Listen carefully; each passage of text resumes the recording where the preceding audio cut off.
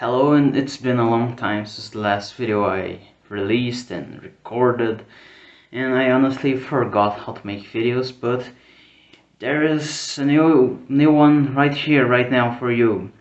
So it was my psychiatrist who told me to make a video on something I would like to talk about, and I decided to make a video about music. And well, I'm gonna talk about an album by the band Anathema called Distant Satellites. So let's get into this.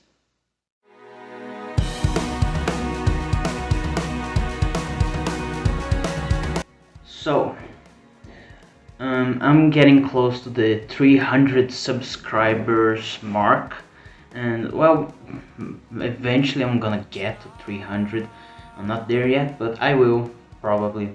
So this video will also serve as a 300 subscribers special. Hope you enjoy it. So, Distant Satellites, as I said. Here is the album cover. I'll probably add it in the editing. And as I said, released by Anathema. It is 56 minutes long and 48 seconds. And it was released on June 9th, 2014.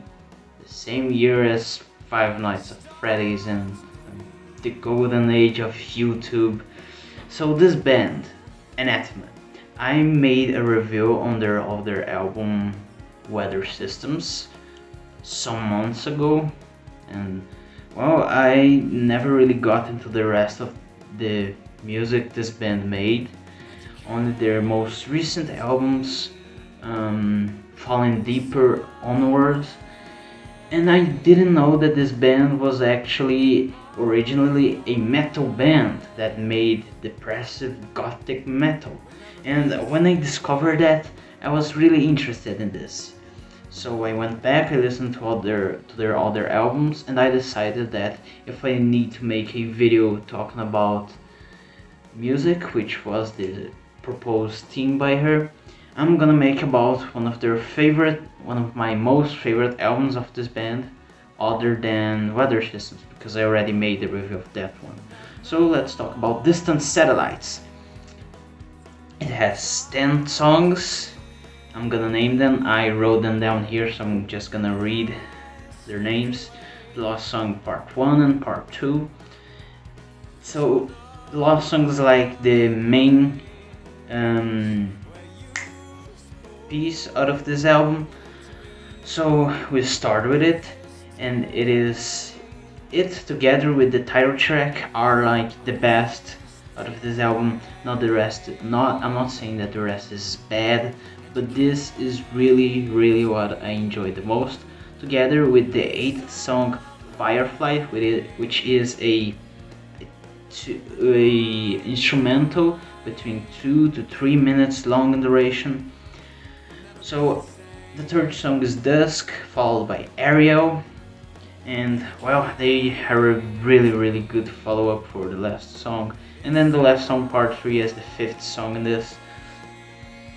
I really have no complaint about this album. There's nothing I see as being bad or anything like that. This album is really good.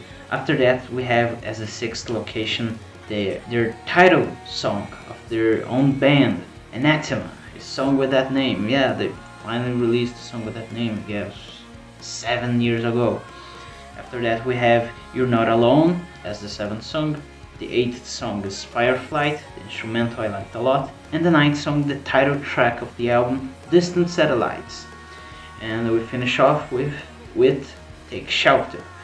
So this album talks about, as the title suggests, 2 distant satellites. And these 2 distant satellites aren't aware of each other. They pass beside, very close to them. I don't know if it's beside or whatever. And that it is at that moment that they discover that another one like themselves exists. And it's a chance like once in a lifetime, you could say. The chance of getting close to someone you never knew was there, and you're so close but yet so far. You're so similar, but your distance in the sea of distance and space and loneliness. And my interpretation of this album is about what we could call soulmates. You know, this sea of people that it is 7, almost 8 billion people. I think we're getting to 9, right? Probably, no, around 8 billion, yeah. We're about 8 billion people, and there's only one other person that could get along with you other than yourself, which is your soulmate. And in this sea of people, the chance of you actually getting to know each other is so low that you could miss it by like meters of distance. You could get so close, but you're never aware of each other. And this is essentially what this whole album's about. And I really like this. I listened to it for the last few days around, I don't know, at least 4 to 5 times. And I could have listened more to it, but I also listened to some other stuff. And well, 10 songs, 56 minutes. I really enjoy this album. If I were to make a list, I want to make in the future a list of my most favorite albums of all time. And probably this, together with Weather Systems and The Optimist, will be inside my top 30, maybe. I don't know, maybe lower. But I also like about this band is the contrast.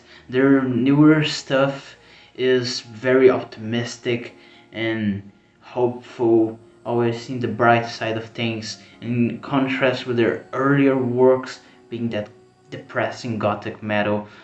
And to be honest, I am not that interested in their earlier work, because if I want to listen to some depressing metal, just move over and listen to Intig, because Intig is not much better. I'm not saying that Anathema is bad, but from Anathema, what I want to listen is to their optimistic music, not their depressing music.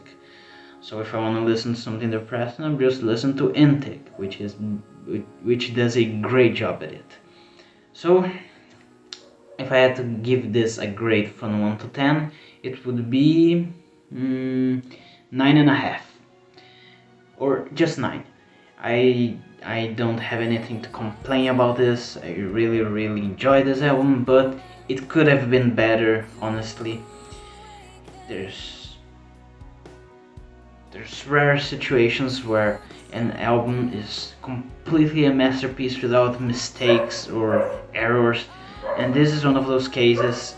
I really can see this being better, but well, this was already released, and I guess that's what we'll have to go along with. So that was a review. Hope probably my psychiatrist will have watched it this far. Other than her, I don't know, my mother maybe. And until next video, I hope you enjoy this, and I don't know, subscribe. You know, I'm getting to 300 subscribers, and this was the special. I said everything that I needed to say in here, just made it feel fast sketches to not forget anything. Until my next video, bye.